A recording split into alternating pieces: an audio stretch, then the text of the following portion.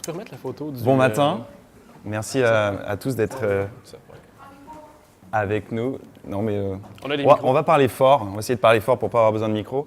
Merci d'être avec nous ce matin, je m'appelle Julien Lenette. Salut tout le monde, je suis Olivier Demers-Dubé. Avant de commencer, j'aimerais peut-être rapidement vous poser une question. Qui ici a eu la chance de son vivant de connaître ses grands-parents? La main levée. Vous êtes déjà très chanceux. Gardez la main levée. Puis à main levée, qui a associé grands-parents, peut-être même plus grand-maman et nourriture, bouffe? Il n'y a presque pas de mains qui se sont levées. Bien, c'est un peu ça, nos grands-parents. C'est ceux qui on ne sait pas trop pourquoi, mais veulent toujours nous remplir la panse avec cette nourriture qui a une qualité qu'on saurait décrire autrement que c'est de la bouffe de grands-parents. Puis c'est de ça que j'ai envie de parler aujourd'hui, parce que cette histoire-là pourrait tout aussi bien être la vôtre, mais je pense qu'on a tous cette personne qui est dans notre famille ou proche de nous, qui nous a transmis un savoir, une connaissance, qui fait un peu qui on est aujourd'hui. Alors, cette histoire-là, c'est une petite histoire extraordinaire de survie ordinaire. C'est celle de Madeleine Houle, ma grand-mère, qui, elle, bien avant que l'agriculture urbaine soit populaire, en faisait chez elle, avant que ce soit populaire d'avoir ses petits pots sur son balcon, puis de produire des fines herbes, ou même avant la mode des jardins collectifs puis des jardins communautaires. Ma grand-mère, en 1977, a commencé une tradition. À tous les printemps, elle prenait sa voiture, puis elle se rendait juste ici à côté au marché Jean Talon, voir le même fournisseur, le même producteur, pour acheter 6 plants de poivrons, 6 plants de concombres, puis 20 plants de tomates de variété Pink Lady, très important. Pendant ce temps-là, à la maison, mon grand-père Paul est en train de labourer la parcelle de terre pour qu'aussitôt qu'elle revienne du marché, elle puisse commencer amoureusement à bâtir son potager. Bien plus que le retour des hirondelles ou que les premiers bourgeons dans les arbres ou même la marmotte qui sort de terre, Madeleine Houle qui fait son jardin, c'était un signe immanquable, indiscutable que le printemps était bel et bien arrivé, mais surtout que l'été allait être riche en tomates. Les tomates de Madeleine Houle, comment vous dire? C'est les meilleures tomates du monde. Elles ont fait l'unanimité dans le royaume de la famille Demers. Papy, mamie, les 6 enfants, les 14 petits-enfants, les 5 petits-enfants peuvent en témoigner et se font un devoir année après année d'aller visiter Madeleine le plus souvent possible pour se faire préparer puis déguster un sandwich aux tomates toastées. 2 tranches de pain grillé, un petit badigeon de mayonnaise, sel, poivre, tomate, puis pour les excentriques, une petite tranche de fromage. C'était une expérience extraordinaire. C'est probablement la collation la plus rudimentaire qui puisse exister, mais les tomates. Puis si vous ne me croyez pas, après, vous pouvez tout de suite aller sur la rue Meilleure, dans Antique, pour demander à ses voisins. Parce que si on faisait l'erreur de ne pas venir la visiter assez souvent pour manger toutes ces tomates, bien, elle les donnait à ses voisins pour être sûr qu'elles soient consommées au paroxysme de leur fraîcheur. Il y a 4 ans environ, ma grand-mère approchait les 80 ans puis était un petit peu plus fatiguée. Puis, elle n'était pas sûre si elle voulait faire son jardin. Puis pour moi, un été sans tomates de mamie, c'était impossible. Fait que je suis allé la voir, j'ai dit « Mamie, si je le fais avec toi, est-ce que tu fais ton jardin cette année? » Alors, cette année-là, on est monté dans sa voiture, on est allé au marché Jean Talon voir le même producteur pour acheter 6 plants de concombres, 6 plants de poivrons et surtout 20 plants de tomates de variété Pink Lady. On est revenu, mon grand-père avait préparé le potager. Puis, on a pu commencer à faire le jardin. Cette année-là, je me prenais un peu pour... je pensais que j'avais le pouce vert. Hein, j'avais lu Yves Gagnon puis Jean-Martin Fortier sur l'agriculture biologique. Puis, je me prenais pour un jardinier maraîcher en herbe. Mais j'ai beaucoup plus appris en regardant ma grand-mère qui montait ses buts de culture, la façon dont elle travaillait la terre, elle arrosait ses plants. Mais surtout, je pense, l'intention avec laquelle elle faisait tout ça, amoureusement. J'observais tout parce que j'avais cet espoir peut-être qu'un jour, je serais capable de maîtriser la technique des tomates magiques de Mamie Madeleine. Mais surtout, cette année-là, j'ai pu observer ce que ma grand-mère faisait depuis 40 ans. Le potager qu'elle a monté avec dévouement, qui a servi à nourrir sa famille pendant toutes ces années. Puis cette année-là, ça a été un petit peu une fierté parce que j'ai contribué peut-être au succès des tomates de Mamie. Puis à chaque fois que mes oncles, mes tantes, mes cousins, mes cousines passaient, je savais que j'avais contribué à ces tomates-là, que j'avais contribué à une tradition. Puis EO, c'est un peu né de ça, de cette idée d'agriculture de proximité, de qualité presque magique de l'aliment, de la proximité, de la convivialité, puis peut-être du dévouement aussi à travers tout ça, que très peu de temps après, presque sur le souvenir de ce moment-là, je fondais EO avec Émilie, qui n'est pas ici aujourd'hui. Puis on a commencé à fédérer une équipe qui était portée par la même mission, par les mêmes valeurs, peut-être, puis qui avait une complémentarité professionnelle, mais que de façon un peu, peut-être magique, avait un bagage personnel assez similaire. C'est ça, en fait, si j'ai personnellement rejoint Émilie et puis Olivier dans cette aventure un peu qui était EO, c'est parce que, pour ses valeurs, bien sûr, et puis parce qu'elle incarnait aussi une espèce de pièce du puzzle à inventer pour construire le système alimentaire de demain. Parce que l'alimentation, pour moi aussi, c'est un peu une histoire de famille. Et ce qui est assez drôle et puis assez symbolique, c'est également pour moi ma grand-mère maternelle, qui est en quelque sorte à l'origine de mon engagement. Ma grand-mère, dans les années, en 1970, elle a découvert l'agriculture biologique. Et depuis, elle a toujours mangé biologique. Et surtout, elle a transmis à ma mère cette forme d'intransigeance par rapport à la qualité de la nourriture. J'ai toujours mangé bio. Depuis que je suis né, j'ai mangé bio. Je pourrais peut-être être certifié biologique si c'était possible. Et donc sur la table familiale, tous les aliments, tous les produits alimentaires étaient soigneusement sélectionnés, tous certifiés, magasinés dans les rares épiceries coopératives biologiques de l'époque ou directement issus des petits producteurs puis des fermiers locaux. Puis bien sûr du jardin familial. Donc vraiment l'alimentation, la santé, puis l'environnement, c'était vraiment les piliers du cocon familial conscientisé dans lequel j'ai grandi. L'environnement était en danger, donc il fallait faire quelque chose. Donc quand j'étais enfant, moi j'étais vraiment passionné par des organisations comme Greenpeace ou Sea Shepherds. Moi aussi, je voulais être sur les Zodiacs qui filaient à pleine vitesse en mer du Japon pour aller chasser les chasseurs de baleines. Je voulais grimper en haut de ces centrales nucléaires pour dérouler les grandes affiches et puis alerter le monde sur tous ces problèmes.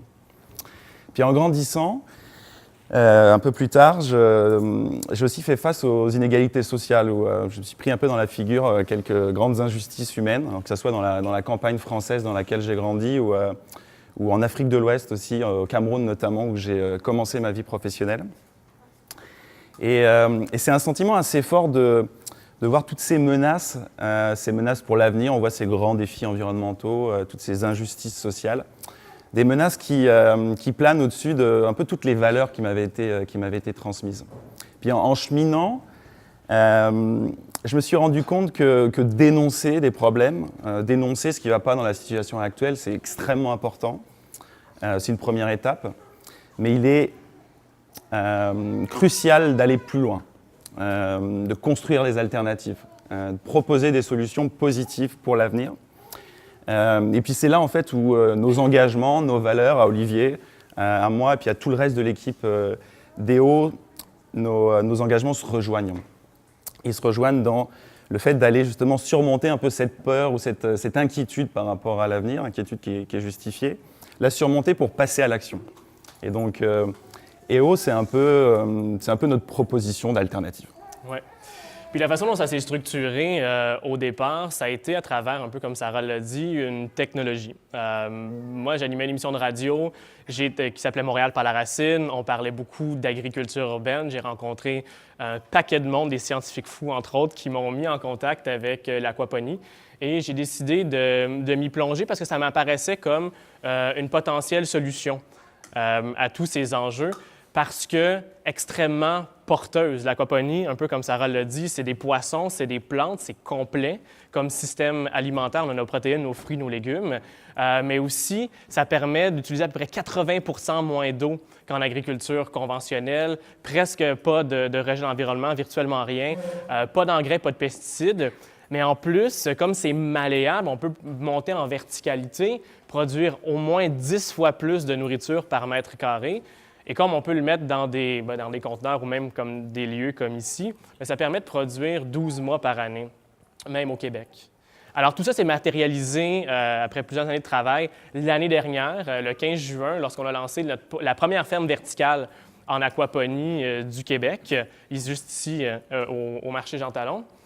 Et puis c'était ça un peu l'idée qu'on avait, c'est de dire on va devenir des fermiers urbains du 21e siècle. On va produire de la nourriture de qualité biologique dans les déserts alimentaires où il y a les populations défavorisées. On va en produire tellement on va être en mesure de réduire les coûts et elle va donc être géographiquement et économiquement accessible pour les populations qui vivent dans ces quartiers.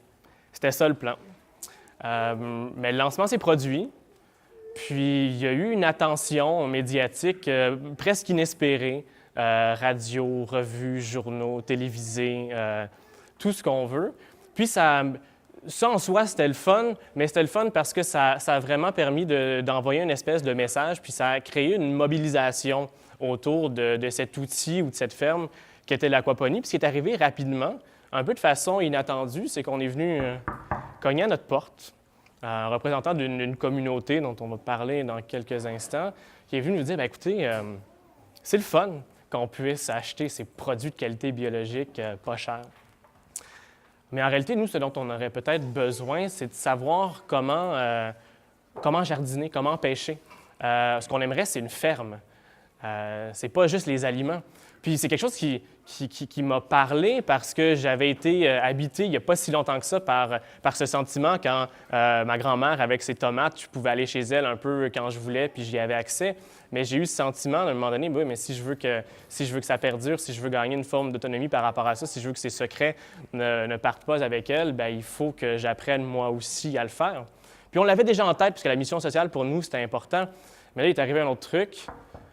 Une deuxième communauté qui est venue frapper à notre porte, une cinquième, puis une 10e, en très peu de temps. Donc là, il nous est apparu qu'on devait réfléchir un peu comment on allait utiliser cette technologie. Puis, ça s'est fait simplement. C'est que ce n'est pas nous qui avons les solutions, en réalité. C'est ça le constat, c'est que ce n'est pas nous qui avons les solutions, c'est les communautés. Puis nous, ce qu'on peut faire, c'est amener cet outil-là.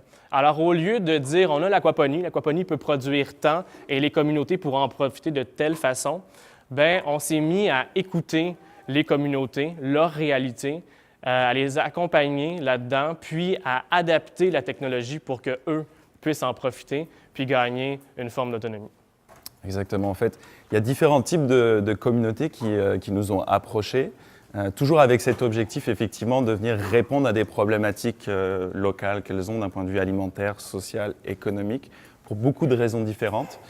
On a derrière le mot communauté, on met notamment ce qu'on pourrait appeler les organismes communautaires, donc des OBNL, des coops, des regroupements de citoyens, qui sont beaucoup dans les déserts alimentaires, donc dans des zones plutôt défavorisées d'un point de vue économique, avec des problématiques alimentaires. Donc on est sur des acteurs qui sont vraiment engagés puis ancrés sur le territoire depuis des années. On a également plus des profils de type entrepreneurs sociaux, donc des gens qui sont peut-être plus en région, dans des zones plus rurales dans le reste du Québec, Lac-Saint-Jean, Drummondville. Des gens qui veulent développer des projets localement, créer de l'emploi et puis notamment créer de la bonne nourriture aussi locale, travailler sur empêcher l'exode rural, revitaliser ces zones plutôt rurales. Et puis on travaille également avec les communautés des Premières Nations. Près de la baie James, des communautés Cri, à Wallinac, près de Trois-Rivières, des communautés Abénakis. Donc on a un peu toute une diversité de communautés qui viennent nous voir avec à chaque fois des angles et puis des problématiques différentes, mais qui se retrouvent toutes, en tout cas, on peut le voir dans des situations qui peuvent être apparentées à des situations de survie, à différents niveaux, différentes facettes en fonction de ces communautés-là. Et puis ce qu'on retrouve de manière très prégnante pour toutes d'entre elles, c'est une survie d'un point de vue alimentaire, bien sûr. C'est pour ça qu'elle nous approche. Et la survie alimentaire, on est, comme tu disais, Sarah, tantôt, on est sur un des besoins physiologiques les plus importants. On est tous obligés de manger pour rester en vie. Et puis on est ce qu'on mange, en fait. Et donc, pour aller regarder cette question de la survie alimentaire, j'aimerais vous parler d'un projet sur lequel on travaille avec une communauté. C'est à Waskaganish. Waskaganish, c'est au nord du Québec, près de la baie James, au sud de Radisson. C'est une communauté Cri. La communauté nous a approchés en nous disant qu'ils voulaient développer effectivement un projet sur place, puis aussi en décrivant la situation alimentaire qu'on retrouve dans la communauté de Waskaganish, mais qui est partagée par beaucoup de communautés dans le nord du Québec. Une situation alimentaire en fait qui est réellement dramatique.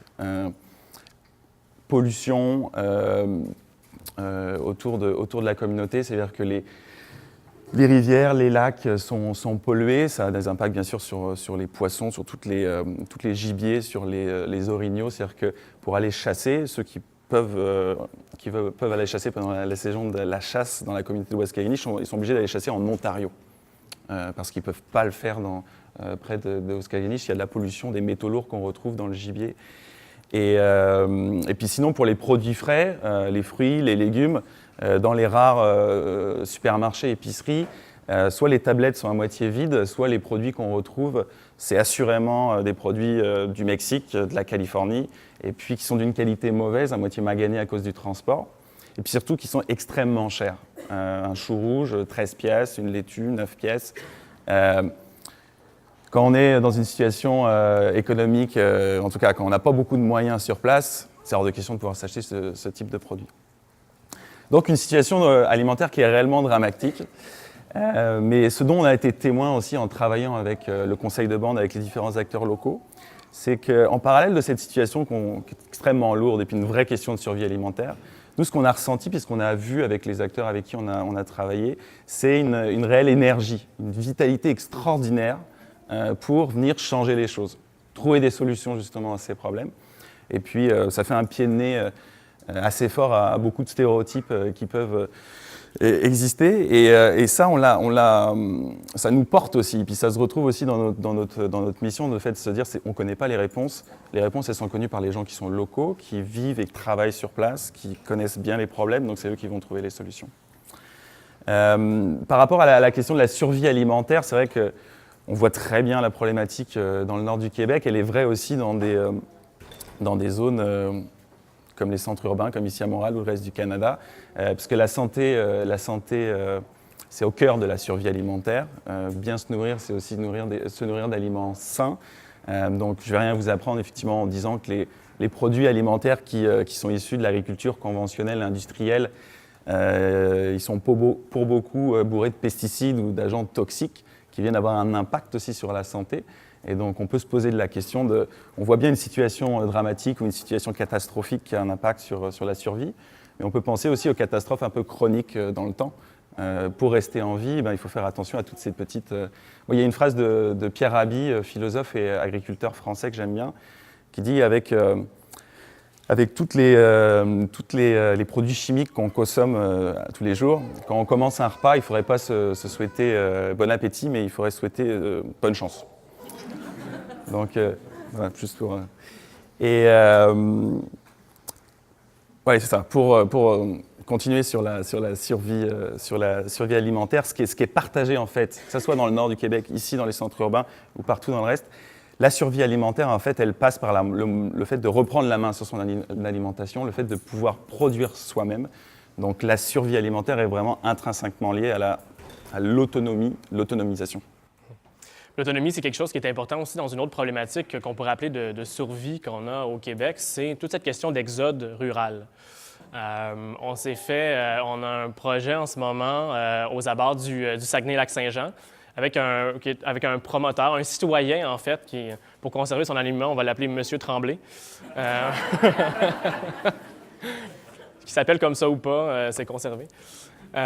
Qui, lui, vient d'un petit village au nord du Saguenay, 800 habitants, qu'il aime beaucoup, beaucoup, beaucoup. C'est là qu'il est né, c'est là qu'il a grandi et il souffre de façon croissante depuis quelques années, depuis plusieurs années, en fait, parce qu'il voit les entreprises quitter, il voit ses amis quitter aussi, il voit une forme de fierté se perdre parce qu'on dévitalise complètement sa région. Puis effectivement, l'autonomie alimentaire à tout le moins, est un vecteur pour la revitalisation de la ruralité d'une certaine manière. Donc, avec une ferme qui maintenant peut produire plusieurs tonnes de poissons, plusieurs tonnes de fruits et légumes par année, bien, on crée un pôle potentiellement fédérateur pour la nourriture, pour l'emploi aussi.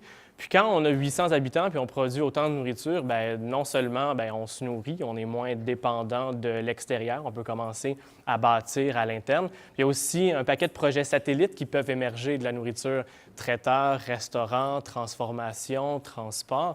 Ça devient un outil de survie qui a un potentiel immense, non seulement pour M. Tremblay en tant que tel, pour ses amis, pour sa communauté, mais aussi pour toute la culture qui vient avec, et de reprendre cette autonomie-là, d'avoir un geste qui est aussi politique que de dire « bien moi, avec le territoire qui m'est apparti, je choisis de produire ma propre alimentation ».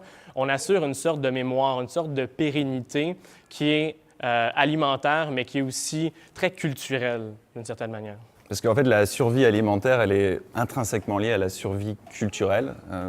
J'ai rien vu apprendre avec toutes ces mains levées qu'on avait au début. L'alimentation, par essence, c'est quelque chose de culturel. C'est un vecteur de tradition, un vecteur de mémoire, un vecteur d'histoire.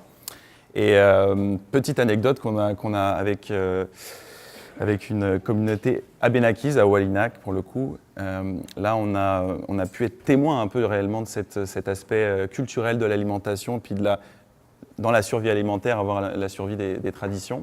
Il y a un poisson qui est extrêmement important dans la culture abénaquise, c'est la perche chaude. Et elle est pêchée depuis la nuit des temps, et puis elle fait vraiment partie des traditions culinaires de la communauté. Et depuis quelques années, dans la région de Wallinac, il y a une vraie pression sur la perche chaude naturelle dans les lacs et puis dans les rivières. À cause de la pollution notamment, la population a chuté de manière drastique, et donc il y a un moratoire qui a été mis en place contre la pêche de la perche chaude localement. Et donc la communauté, même si à travers ses droits ancestraux aurait pu continuer à une certaine pêche, la communauté a choisi d'arrêter puis de respecter pour justement permettre la régénération de la population de perche chaude. Mais fait qu'il n'y a plus de perche chaude, ou très rarement de la perche chaude sur la table dans la communauté, puis c'est une pratique qui se perd.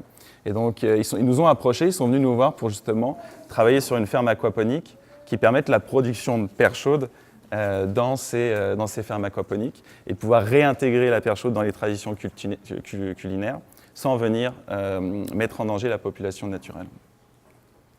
Donc c'est là, c'est une espèce de symbole un peu, hein, mais ce qu'on pourrait dire en fait, c'est que la perche chaude pour les Abénakis, c'est un peu la tomate Pink Lady pour Olivier.